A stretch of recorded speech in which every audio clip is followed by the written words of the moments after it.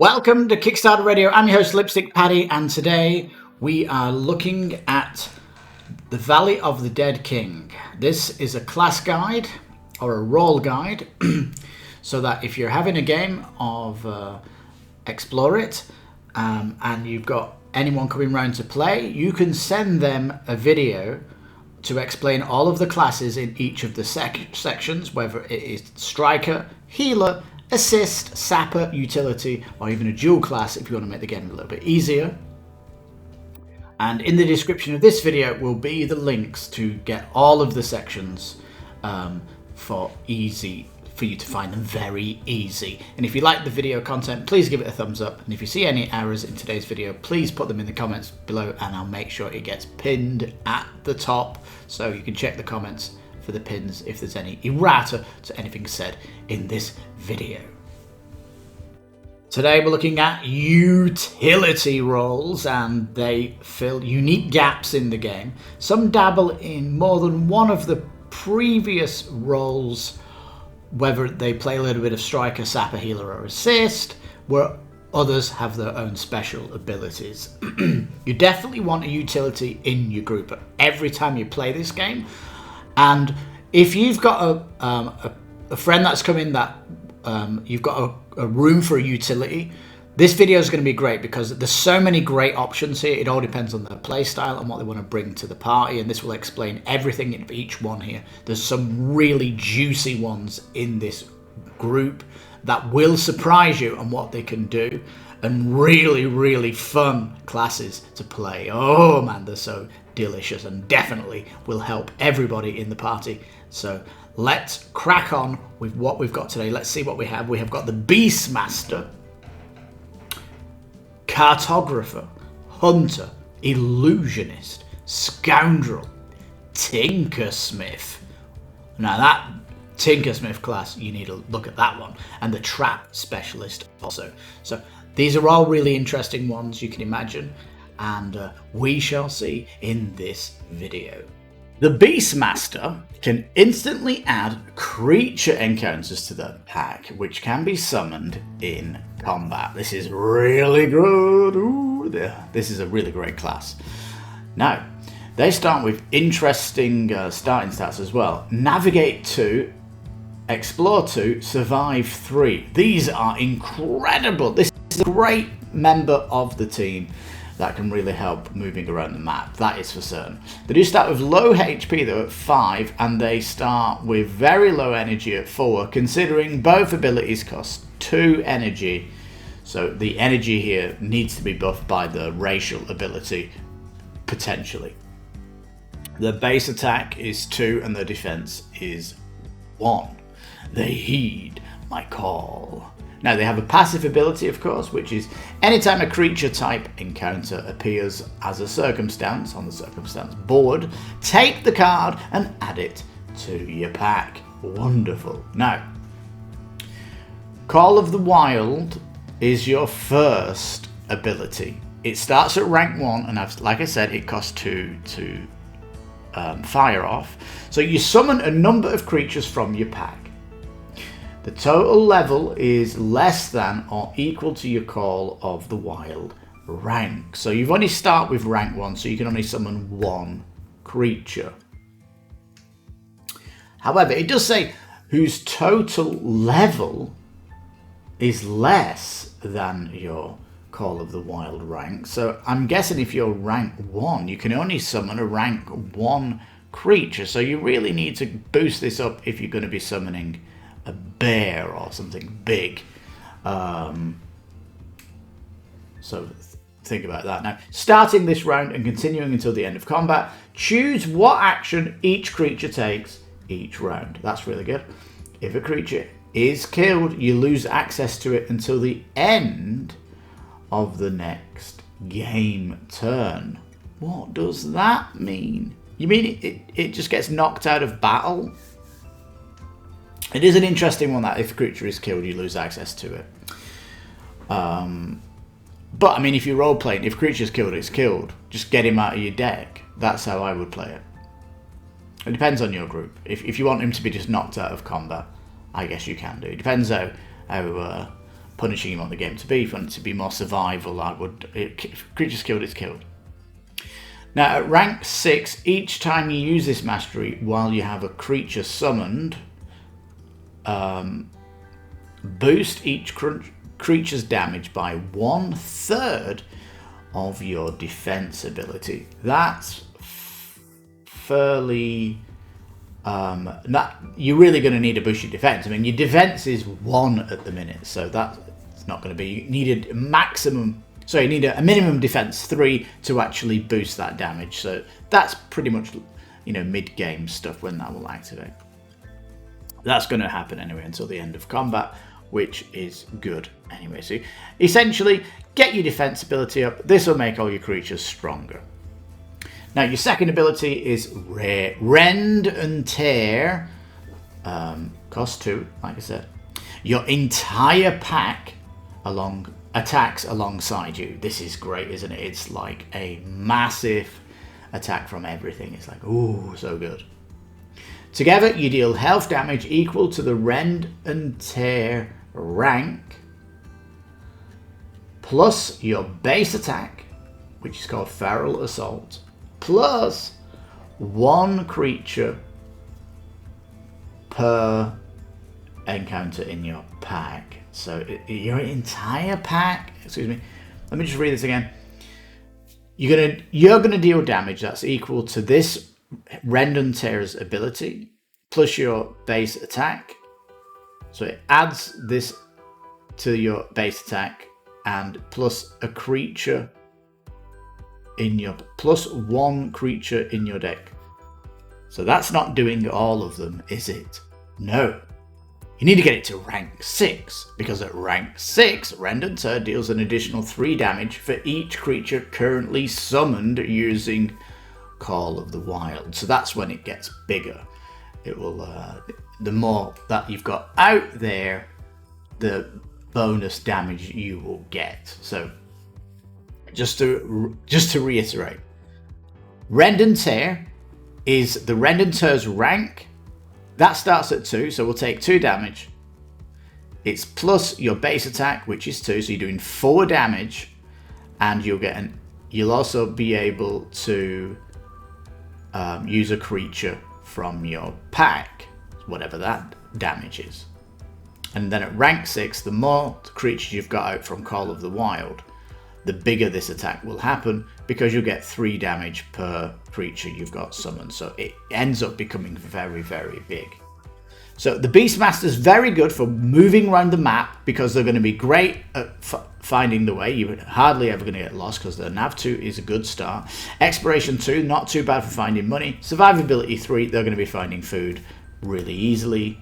Does have low energy though, and does have low HP, and so it's a nice little builder here. So good for navigating around, and also good for mopping up these creatures, which will eventually give them very good damage output the more you collect, which is going to be delicious. And if you've got Volume 1 with the expansion and the living card deck, you'll have a full soiree of encounters, and you'll have more chance of getting creatures. So that'll be delicious. The Cartographer. Ooh, now the Cartographer can boost allies and deal energy damage while allowing skill rerolls and improving the party's movement rate. So this guy's doing a little bit of everything. The Cartographer says, I'll take the lead. Navigation 3. What a surprise. Exploration 1, not good for money. Survivability 2, not bad. HP 6, about average. Energy 4. And base attack 1, defense 2. Now the first ability they have is called Analyze Opponent, and it begins at rank 3. It costs 2 to fire, and you gain an insight into your foe. What's that? Well, you analyze opponent, reduces the numeric effects of your opponent's damaging attack for 1 ally that's equal to the rank of analyze opponent. So what the heck is that? Essentially, if you start the game analyzed opponent is rank 3. So if you've got a rank 3 enemy, you will be able to reduce the effects of that enemy's attack for one of the allies. So if it attacks your friend and you've got rank 3, the enemies are rank 3, you'll be able to take 3 off you take 3 damage off. So it's pretty good for negating damage for one person. However, that will start the next round after the analysis and will continue for one more round. So you cast it, it starts next round, and it persists for 2. Now, while you've got this on an ally, the ally's damage will be boosted by your base attack ability, which is called Precise Assault. Your base attack is 1, so you're going to put it on somebody. The boost will start the next round, so so obviously get analyzed opponent up and boost your base attack if you want that to boost your allies better. At rank 6, you may also use your base attack, Precise Assault, or your defense ability, Cautious Defense, this round. So gives you that option at rank 6. Now, next ability starts at rank 1. It's called Eagle Eye, and it costs 1.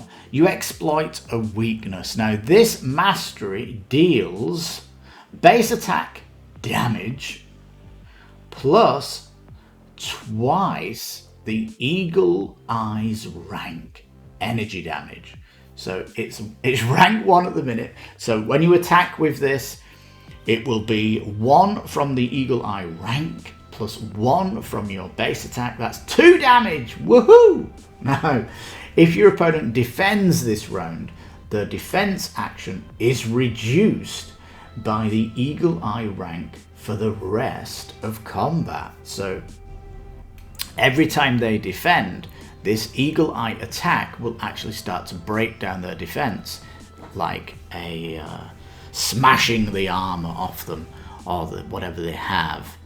It's basically a rend armor, isn't it? You're taking the armor off. It's really cool. Now, anyway, at rank 5, you may spend an extra energy to re-roll a skill roll that an ally has just failed. Now, you can do this on top of you doing this action. So this is like a bonus thing you can do. And this mastery, this costs 1 energy to do. You can use it outside of combat. This will let you to re-roll a skill dice or to increase the group's movement rate by 1 hex. So that's really good. So yeah, offers a re-roll in on the world map, and you can move faster. That's really good. Does cost energy. Now at rank 8, if your opponent negates an action, the negation fails. So that's where the exploit your weakness comes from. When you get this up to rank 8, all your hits are gonna be going in. So yeah, super cool. The Cartographer is a very good utility class. In fact, again, if you don't like the random rolls, the Cartographer is good there because it can help, certainly making it easier moving around the world map, and can let you re-roll dice and stuff like that. Makes enemies softer, and again, it boosts you and things like that. So an interesting one, Cartographer. The Hunter can deal either health or energy damage with an opportunity to strengthen their attack and direct attacks to themselves. Ooh. It will not escape. Now, Hunter, Navigation 2, Explore 1, Survivability 1, HP 5, not great, Energy 5, that's okay. Base attack is 2, defense is 2, so that's fairly good. First attack is Hunter's Precision. It starts at rank 1. It costs 1 energy to fire. What does it do? You increase your base attack missile assault damage potential. Now, this attack deals either health or energy damage to an opponent equal to the Hunter's Precision rank, which is the ability, plus your base attack. So at the beginning of the game, you will, if you use this ability, you'll have got rank 1 plus base attack 2, it'll do 3 damage. Yeah. Now rank 5, if you choose to inflict energy damage, your target may not use energy this round, and it will default to a basic attack. So it's like an interrupt, Hunter's Precision, and at the cost of 1, it's really, really good as an interrupt. Yeah, that's why the Hunter is very, very good, can actually stop abilities. Fantastic. I mean, come on, that's going to be great against bosses, isn't it? Now, Hunter's Precision is strengthened by 3 for each energy using attack. This power stops. So every time you stop a power from the enemy, the Hunter's Precision does grow during the rest of the battle. So that's really, really good. So essentially, you're just going to get better at interrupting them as you keep interrupting, keep interrupting them, being an absolute pain in the backside for the enemy as a hunter. Now, your second ability is Ensnare. This costs 2 energy, but it does start at rank 3. So what's it do? You ensnare your opponent and automatically become the target of an individual attack this round. What? I've only got 5 health points. So next round, you may alter the opponent's action die by 1. And the opponent suffers Ensnare rank, which is the ability, plus your base attack rank, health damage during the resolution phase. So Ensnare, which is rank 3, plus your base attack, which is 2. It's going to do 5 damage. And you can change the die of your opponent, so really good. At rank 5, you may also use your defense ability Block whilst using this ability, and at rank 7, you may alter the opponent action die up to 2. So, that might mean they miss. That's massively increases the chances that they're going to miss you. So, yeah, the Hunter. Pretty cool. I do like the fact that it's got an interrupt, but we'll see many interrupts in the utility classes, so let's roll to the next. The Illusionist can hide heroes from attack, or boost an ally's attack and increase their chance to be targeted. Now, the Illusionist starts with Nav 1, Explore 2, and Survivability 2. Not bad. HP 4, the word. It's like a priest. 4 health, energy 7, high. Base attack 2, defense 1. They'll never see us coming. Now, the Illusionist's base attack, Phantasm, can damage health or energy. That's something to know. Now, the first ability is Invisibility. It begins at rank 2, costs 2 to cast. You cast Invisibility on yourself or on a single ally. Invisible targets cannot be targeted by an individual target attack. If a group attack damages the party, roll a 10-sided die. If the result is equal to lower than your invisibility rank, equal to or lower, invisible heroes suffer half the damage from the attack, so that's pretty good. Invisibility lasts for half of your defense, base defense ability's rank.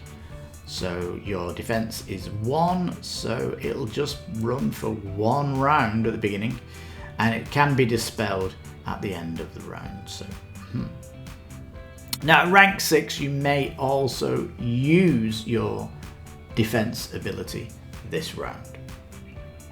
And at rank 9, while you're invisible, you can boost your base attack damage by adding your defense ability. So basically you do a bigger attack when you're invisible.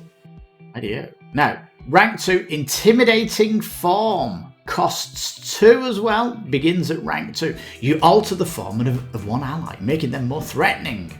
This ally gains a boost to the action rank this round equal to half of your base defense ability. That is if they're attacking the opponent. So basically the boost comes from your base defense. So Intimidating Form right at the beginning, you're only going to give them a boost to 1. You need to get your defense up, base defense. Additionally, if a target dice is rolled this round, increase this ally's target die roll by Intimidating Form rank. So this ability will increase the target die roll of your target. Now, rank 7, you may spend an additional energy to split the target dice bonus between 2 allies, though only one ally receives the action bonus boost.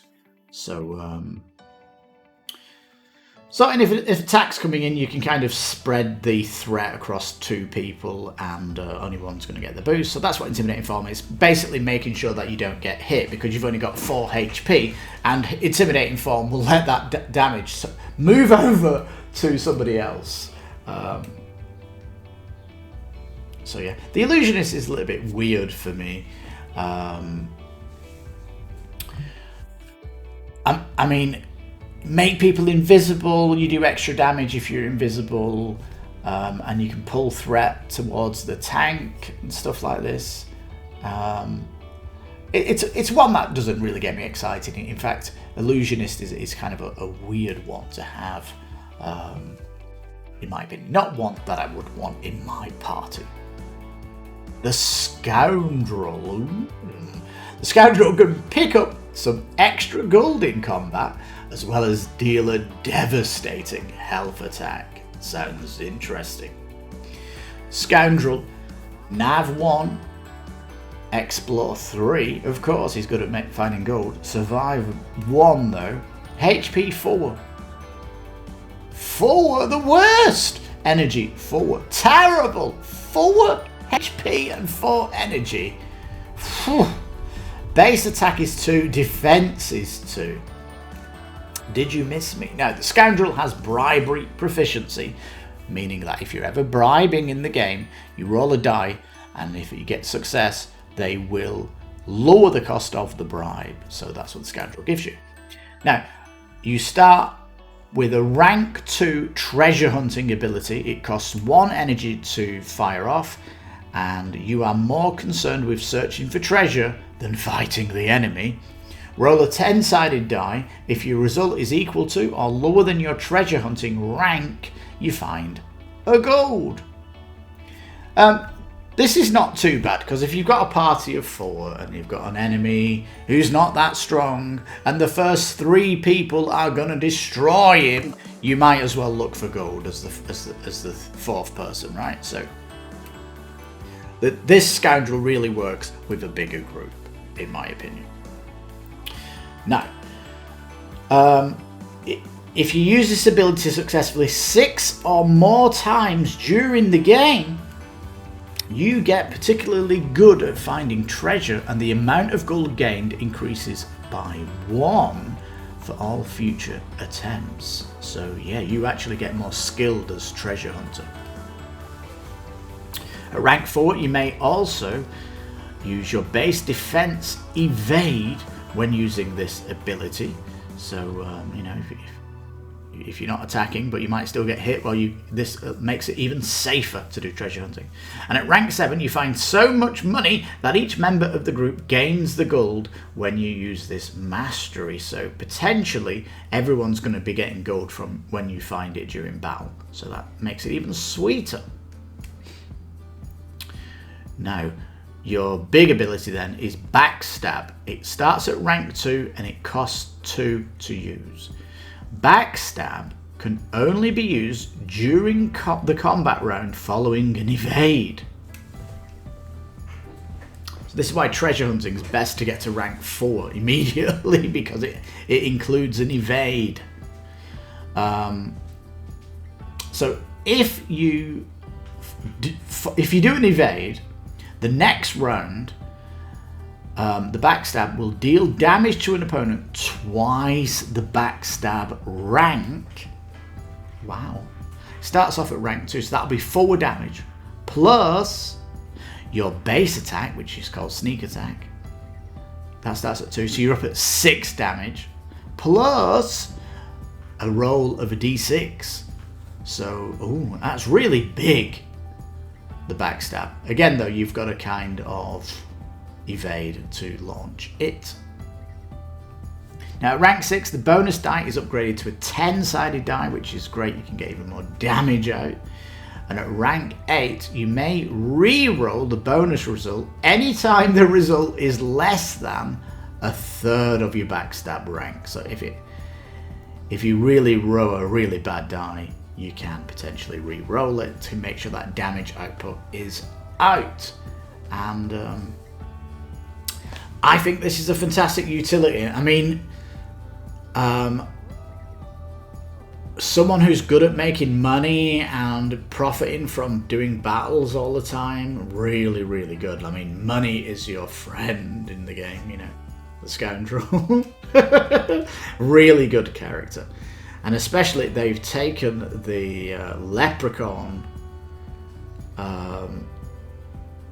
There is a leprechaun that they've taken out of the of this expansion. So this is the best one for finding gold, because the leprechaun was only in the version 1.0 of the Valley of the Dead King, but when the second edition came out, they got rid of the leprechaun class. So there is that. Now, the Tinkersmith can recreate race abilities and boost an ally's attack with a versatile robot. Now, the Tinkersmith has a Nav 3 navigation, good for going around the map. Exploration 2, not bad for finding gold. Survivability 1, not good for finding food. HP's 5, energy 6, not bad, 6. Base attack 1, defense 1. That's the lowest you can have. Now, just one moment more, I'm onto something, says the Tinkersmith. They have a passive ability. Draw a random race from the race deck. Place it in your Tinker's hand for every 2 ranks of versatile fabrication. That's your first ability. Now, your first ability does start off at rank 2, so you will be pulling a random race card from the deck, and this will start giving you more abilities. Now, in order to use these abilities, you have to use this skill, Versatile Fabrication. It costs 1 energy, and it allows you to replicate a racial ability chosen from the races currently in play or those in your Tinker's hand. Pay the cost of the racial ability and choose a target to receive its effect.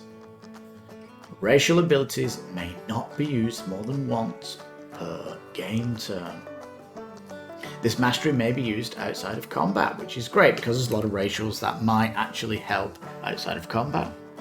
At rank 4, you may also use your defense ability, Automated Defense, this round. So ups your defense. You have got slightly low HP at 5. At rank 7, you may also use Versatile Fabrication during the resolution phase of combat while using any other ability. So any interesting racials that help you, you can start using them in the resolution phase. Something like a heal or boost, a heal of energy or something you can kind of do. That'd be great. But it is kind of random. And if you get Versatile Fabrication to rank 10, that means you're going to have 5 racial extra cards. And if you get it to rank 20, you're going to have 10 more abilities on your bar. This person is crazy. In fact, it's super fun to play a Tinkersmith. All these racial abilities coming out, absolutely fantastic. It really is. Anyway, it has another ability, Power Bolt. Starts off at rank 2 and it costs 2 energy to fire.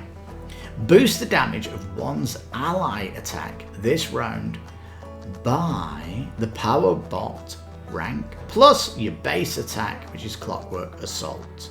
So that's not too bad. At the beginning of the game, Power Bolt's rank 2, so that's 2 damage plus your base attack of 1, so it boosts by 3 damage at the base. Now, at rank 5, you may alter the damage type of this attack, and if you change it to energy, it makes the attack interrupt the opponent so they can spend energy that round. It's pretty nice. Now, if they would use a mastery that costs energy, they will default to the base attacks, basically. Now, rank 7, an ally may use the racial ability if it has already been used this turn. So that's really good. What does that mean? If you've got, let's say you're a human race, your favored opponent, if you're a human race and you've got some kind of ability which is good, maybe it's even a resurrect, you can resurrect 2 people from the power bot. That's really good. As long as you've got the energy, of course, but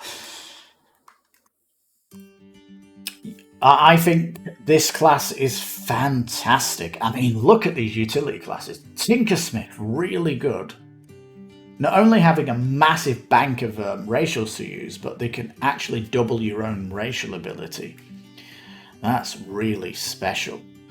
Remember, the utility is not really about doing damage. It's not about really doing this or the other. They've got some kind of super great feature. The Tinkersmith also has an interrupt, and lots of randomizing racial abilities can be really good. And especially the more volumes you've got, the more races you've got, and the more abilities they can pull from. So this can get really big, the pool of abilities that they can pull from. So Tinkersmith, definitely a really, really cool class to have. The Trap Specialist can increase the attack strength by guessing an opponent's action, as well as control which attack an opponent will take. Ooh, yes, the rigging is perfect. Trap Specialist starts with Navigation 1, Explore 1, Survivability 2, HP 5. 5, that's low. Energy 4, the lowest. Base attack 2, base defense 2. Let's have a look at the abilities. Specialty Trap starts at rank 2, costs 1. 1 energy. Now, Specialty Trap deals health or energy damage that's equal to this ability's rank, plus your base attack. So you start the game with rank 2 of Specialty Trap. That's going to be 2 plus your base attack, which is 2. That's going to do 4 damage at the beginning. Now then, if you choose energy damage, and your opponent uses energy this round, the trap does twice as much energy damage. Whoa! That's really good. Now, rank 5, if you guess the opponent's action, whether it's going to be a base attack, first mastery, second mastery, etc., during the declaration phase, if you guess the action correctly, then your trap gets strengthened by 3. So you'll do 3 damage to the health or 6 to the energy if that procs. This bonus damage will grow throughout the battle load, so actually the more guesses you do, the stronger and more damage you do with this trap. Your second ability is called All Tied Up, and it's rank 2 when you get it, and it costs 1 energy. You rig a series of traps that hinder an opponent's action. Roll the opponent action die one extra time this round. You choose which of the 2 actions the opponent takes. That's actually really good because the opponent might do something really horrible. So this trap specialist can re-roll another die and make sure you get something a bit easier. So you can change the fate almost of the battle. For every 5 ranks of all tied up, you may spend additional energy to re-roll your die. So you can change the fate again with more energy. Remember, the trap specialist here starts with the lowest energy of 4. So, yeah, you're going to need to build that up.